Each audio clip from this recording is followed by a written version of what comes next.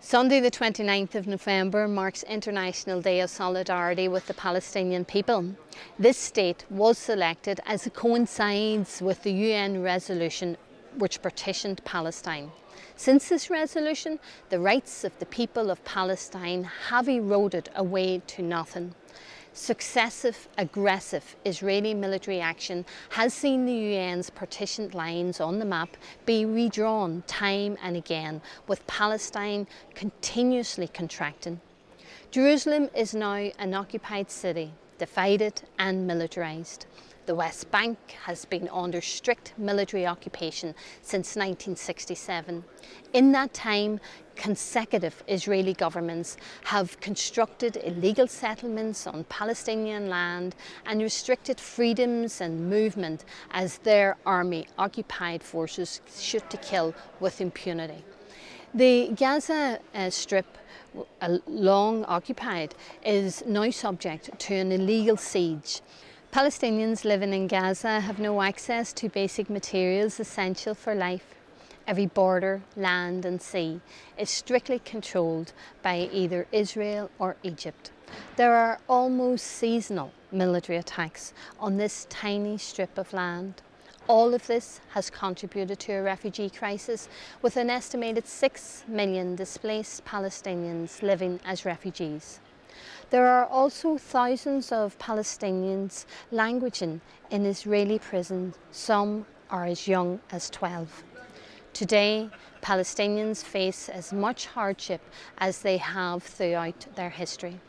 The escalation of violence in the region following the Israeli decision to restrict access to Jerusalem's holy city on a sectarian basis has almost resulted in 100 Palestinians losing their lives, with thousands more being wounded by police and army brutality and indiscriminate settlers' attacks.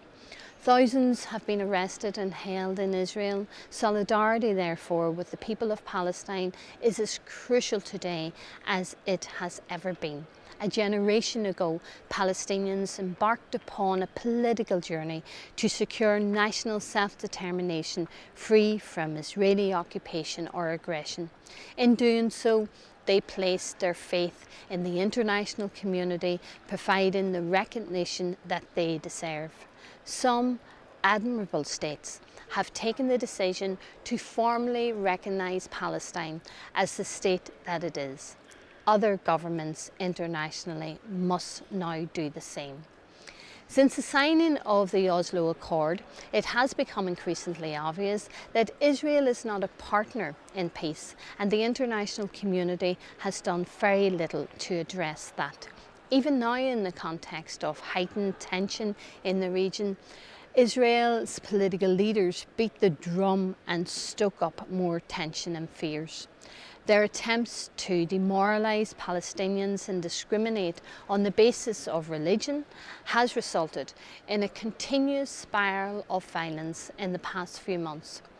Genuine progress towards a peaceful two-state solution can't be made in a climate of intimidation and fear. Today, on International Day of Solidarity with the Palestinian people, I would like to reiterate my call to place Palestine and its people under international protection, because the occupiers will not protect the occupied. Israel's blockade of Gaza must end. Israel's settler activity and terror must end. The collective punishment of Palestinian youths must end. Political prisoners must be released. The occupation must end, and it's the duty of the international community on International Day of Solidarity with the Palestinian people to end it. It only takes political will to resolve this conflict. A resolution to the Israeli-Palestinian conflict could be seen as a standard bearer and inspire similar moves to peace across the Middle East.